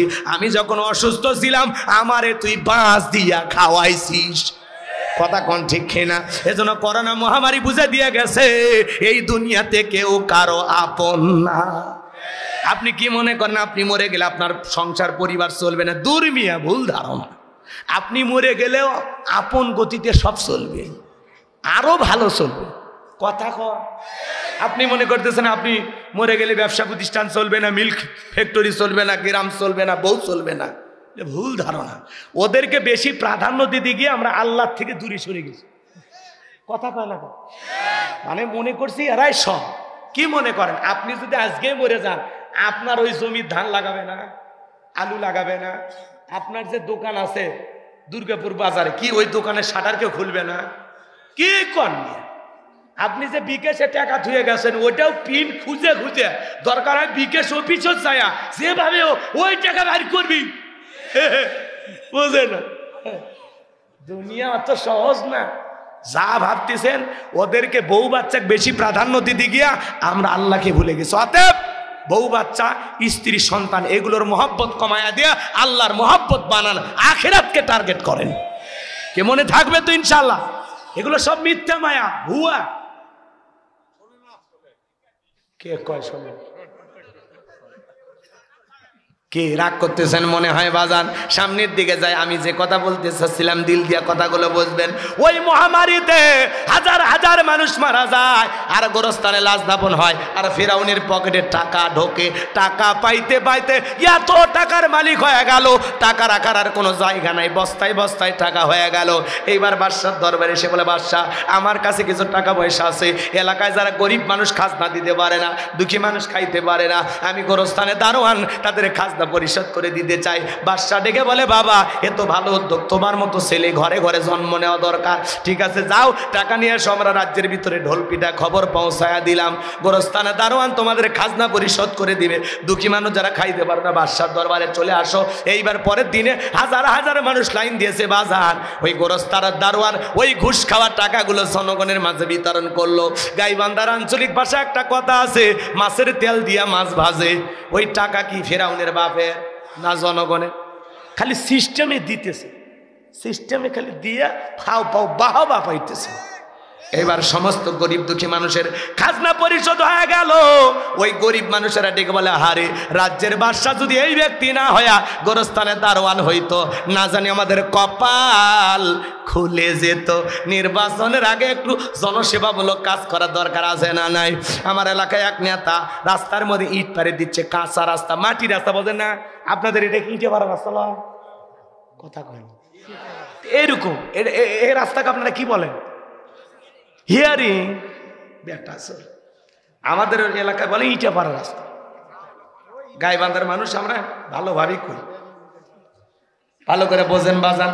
রাস্তার মধ্যে ইট পেরে দিচ্ছে, মানুষজন বলে, বাবা তুমি তো এখন নেতা হও নাই, ইট পেরে দিচ্ছ, ব্যাপারটা কি? বলে, শোনেন বৃষ্টি হওয়ার পরে যে পরিমাণে কাদা হয়, আপনাদের ছেলে মেয়ে স্কুলে যাইতে পারে না, আপনারা হাটে বাজারে যাইতে পারেন না, আপাতত কাঁচা রাস্তায় ইট পারিয়া দিয়ে গেলাম।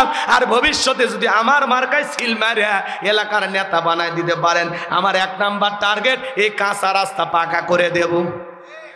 জনগণ বিশ্বাস করে যখন নেতার মার্কায় সিল মারে নেতাকে নির্বাচিত করে, নেতাকে আর এলাকায় টর্চ লাইট মানে খুঁজে পাওয়া যায় না, ঢাকা শহরে বান্ধবী নিয়ে ঘুমায়, আবার নির্বাচনের আগে গ্যাস অভিনয় করে। কথা কন না ঠিক? আবার যখন মার্কা বেরোবি তখন অলি গলি। আপনারা কি মনে করেছিলেন আমি যে ওয়াদাগুলো দিয়েছিলাম রাখতে পারিনি কেন? আমি 3 বছর ডায়াবেটিস হাসপাতালে ভর্তি ছিলাম। আমি গত বছর সুস্থ হয়ে উমরা করেছি। আমি আমার মা বাবার জন্য দোয়া করিনি, কিন্তু আপনাদের জন্য দোয়া করতে ভুলিনি। নাটক করে অভিনয় করে বলে আর একটা বার যদি সুযোগ দেন। এই আর একবার কইতে কইতে 53 বছর কথা কয় না গো। নির্বাচনের মার্কা থাকে যে কয়দিন নেতার আনাগোনা সে কয়দিন এলাকা চুষে বেড়ায়, অলি গলি রাস্তার ভিক্ষুক মহিলা ধরে 500 টাকা 1000 টাকা দেয়, শীতের কম্বল দেয়, দিয়ে আবার ছবি তোলে, দোস্ত ছবি তোলো। আর তখন বলে আমার তো মা না, আপনার চেহারার মাঝে আমি আমার মাকে খুঁজে পাই। এই জনগণ আমার মা, জনগণ আমার বাবা। কি নাটক! খালি নেত্রী লয়, এক একটা অভিনেত্রী। সামনে দিন আস্তে আস্তে সচেতন করে থুয়ে যাচ্ছি, যদি ভালো না হয় খবর আছে। রাগ করতেছেন আপনারা? মার্কা থাকে যে কয়দিন নেতার আনাগোনা। ভাই ভোট চাওয়ার জন্য যে পরিমাণে এলাকার অলি গলি ঘরে 5 বছর যদি দায়িত্ব পাওয়ার পরে ওইভাবে ঘুরতো, ওই নেতাকে ফেল মারানোর জন্য দুনিয়ার কোনো নেতাই জন্ম হতো না। খালি ভোটের কয়েকদিন রাতের বেলায় দিনের বেলায় খাওয়া নাই, ঘুম নাই, খেজুর গাছকে দিকে পর্যন্ত সালাম দেয়। সাথে চামচারা থাকে না, কয় নেতা এটা তো মানুষ না গাছ, কয় রে অভ্যেস হয়ে গেছে। কথা কন ঠিক না? চাচাক দেখে কয় চাচা আসসালামু আলাইকুম। চাচা শুনেছিলাম চাচির ডায়াবেটিস, কি খবর? চাচা খুশিতে ভুসি হয়ে যায়। কথা কয় না কেন? মানে এমন কায়দায় খবর নেই, মানে মায়ের পেটের ভাতি। কথা কন ঠিক কিনা? এরকম আছে না? না। আর আমরাও কম খারাপ না। 1.5 টাকার বিড়ি আর 3 টাকার চা খায় কি স্লোগান! বল্টু ভাইয়ের চরিত্র ফুলের মতো পবিত্র, নামাজ পড়া কাজ একক তো, গাছা খাই পাচক তো, গুমচুরিতে পাকা ভক্ত, শয়তানের 1 নম্বর ভক্ত, হুজুরদের জন্য খুবই শক্ত, সুষে খাই গরিবের রক্ত। পোস্টারে লেখা থাকে গরিবের বন্ধু, ভোট দিয়ে দেখেন গরিবের কয় নাম্বার শত্রু। হ্যাঁ, নির্বাচনে যে চাটা এই যে পাতিলে রান্না করে ওই চা আর বৃষ্টি হওয়ার পরে খেরে পালার নিচ দিয়ে যে পানি যায়, 2টা রং সমান। সেই চা খায়া বিড়ি খায়া আপনার কেনা যায়। কথা 500 টাকা 1000 টাকার বিনিময়ে এই দেশের মানুষ তার পবিত্র আমানত বিক্রি করে। আমার এক নানি আছে, নির্বাচনের পরের দিন গেছি, কয় না না দোয়া করিস কে? কয় এক রাতে 4200 টাকা কামায়। আমি তখন বললাম নানি কেমনে? কয় নির্বাচনের আগের রাত, যেটাকে বলা হয় কালো রাত। এই যে টাকা নিল, টাকা নিয়ে তারে কাজ করবে কি? ওটাই তো বলতেছি, গুমুর আগে ফাঁস করে ভোট দেয় না তো। বলতেছি ঠিক আছে, আপনি যেটা বলতেছেন ওই লাইনে যাচ্ছি, খালি ফিনিশিং দিবেন দেন, তাহলেই বুঝবেন না বাপের বেটা ঠিক মতো জায়গা মতো ঘা দিচ্ছে। আপনি আগেই শুরু করছেন কে? আগে দেখেন, খালি গায়ে বান্ধাত গায়ে থাকেন, আরো কিছু থাকে, একটু অপেক্ষা করেন। রাগ করতেছেন আপনারা? শোনেন, আমি যে কথা বলতে চাচ্ছিলাম এদিক খেয়াল করেন। আমার নানি তখন বলতেছে, বাবা নির্বাচনের আগের রাত যেটা কালো রাত, ওই রাতে আমার দরজায় ঠোকা দিয়েছে। নানি বাড়িতে আসিস? বলে হ্যাঁ আসি। কয় আমি অমুক মার্কার লোক, 500 টাকা রাখ, ভোটটা আমারে দিস। কয় ঠিক আছে ভাই। এই বলে যত মার্কার লোক ঢুকছে ভাই, কারো মনে দুঃখ দেয়নি। 2 দিন পর কবরে যাব, কার মনে কষ্ট দিব? অতএব কারো মনে কষ্ট দেই নাই। পরের দিন সকালবেলা গুনে দেখি 4200 টাকা। যেই দেশের জনগণ নির্বাচনের আগে বলে এই তোমাদের ভোট করে কয় 6টা, অমুক দলের লোক 6000 কয়ে গেছে, 10,000 দিলে আপনার ভোট দেবে, এরকম দরদাম করে ভোট বিক্রি করে। কথা কয় না? কথা কয় না? নির্বাচনের আগে ভোট বিক্রি করলেন। একটা এমপি মন্ত্রী নির্বাচন করতে গিয়ে কয়েক কোটি টাকা খরচ হইল, ওই টাকাটা তুলবে কিভাবে? রাস্তার বরাদ্দ হবে 10 কোটি, 2 কোটি টাকাতে রাস্তা বানাবে, আর বাকি 8 কোটি মাইরে খাবে। ছাগল পেশাব করলেও রাস্তার পিচ ফেটে যাবে। দোষ নেতার দিয়ে লাভ নাই, দোষ হলো 1 নাম্বার জনগণের। জনগণ 2 নাম্বার, নেতা হয় 6 নাম্বার। যেদিন জনগণ হবে 1 নাম্বার, নেতাও হবে 1 নাম্বার। এক পাগল তেঁতুল গাছের নিচে হাত তুলে বলে, আল্লাহ এ তেঁতুল গাছে রাজশাহীর ফজলি আম দে, রংপুরের হাড়িভাঙ্গা দে, নওগাঁ সাপাহারের আমরুপালি দে, চাপাই নবাবগঞ্জের কাটিমন আম দে। আল্লাহ তখন বলে, পাগল চোখটা খুইলে দেখ কোন গাছের নিচে দোয়া ধরেছিস। তেঁতুল গাছের নিচে যারাইয়া কিয়ামত পর্যন্ত আম চাইলে যেমন পাওয়া যাবে না, নির্বাচনের আগে 500 টাকা 1000 টাকার বিনিময়ে পবিত্র ভোট আমানত বিক্রি করে উমরের মতো নেতা চাইলে দেশে পাওয়া যাবে না। কথা ক্লিয়ার? আপনি হাত তুলে বলেন আল্লাহ নেতাদেরকে উমরের মতো বানায়।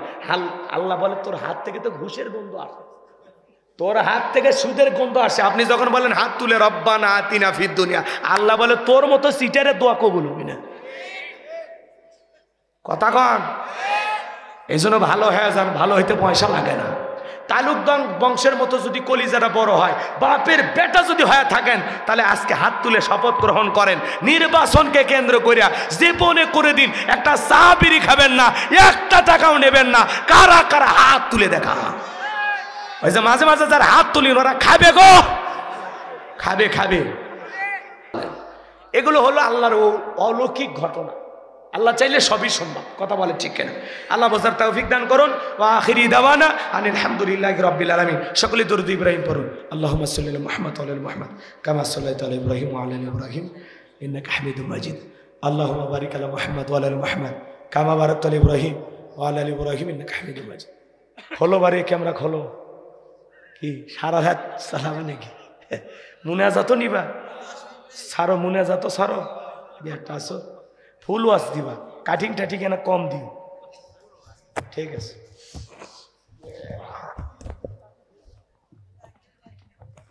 ভাই সভাপতি, সহসভাপতি আপনি না? সভাপতি তৈরি বাবাজি দোয়া বড় ভাই পরে পরে দিবেন, পোলা পরে দিবেন। আচ্ছা বুঝতে পারছি, ঠিক আছে। আল্লাহুম্মা আমিন। রব্বানা যালামনা আনফুসানা ওয়া ইল্লাম তাগফির লানা ওয়া তারহামনা লানাকুনান্না মিনাল খাসিরিন।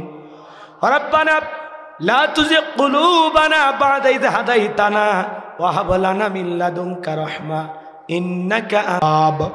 রব্বানা আফরিগ আলাইনা সবরান ওয়া সাব্বিত আকদামানা ওয়ানসুরনা আলাল কওমিল কাফিরিন। বান্দাই খারাপ এফএইউএফ দাখিল মাদ্রাসা ময়দান থেকে আজকের তাফসিরুল কোরআন মাহফিলের শ্রদ্ধাভাজন সভাপতি জনাব আলহাজ জালাল উদ্দিন মন্ডলকে কবুল করো। সহসভাপতি জনাব আলহাজ মতিউর রহমান মন্ডলকে কবুল করো। প্রধান অতিথি জননেতা জনাব আলহাজ মোশাররফ হোসেনকে আল্লাহ কবুল করো। আজকের মাহফিলে আমন্ত্রিত উলামায়ে ইকরাম হযরত মাওলানা নুরুল ইসলাম যুক্তিবাদী, হযরত হাফেজ মাওলানা মোহাম্মদ মাহদি হাসান সহ আল্লাহ তোমার গোলামদের কণ্ঠ তুমি দিনের জন্য কবুল করে নাও। মাহফিল পরিচালনায় রফিকুল ইসলাম আল্লাহ সুপার মহোদয়কে কবুল করো। সার্বিক পরিচালনায় রিফন মন্ডল সম্মানিত মেম্বরকে আল্লাহ তুমি কবুল করে নাও।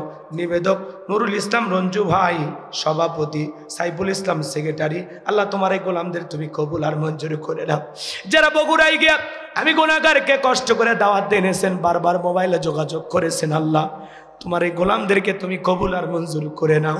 আল্লাহ তাআলা আমরা যারা হাত তুলে ধরেছি, অনেকের মা নাই বাবা নাই, ইয়েতিম বানায় কবরে চলে গেছে, জনম দুঃখিনী মা বাবার কবরে আর সবটুকু পৌঁছায় দাও। মা বাবার কবর জান্নাতের বাগান বানায়া দাও। রব্বির হামহুমা কামা রব্বায়ানি সগীরা ওয়া রব্বির হামহুমা কামা রব্বায়ানি সগীরা।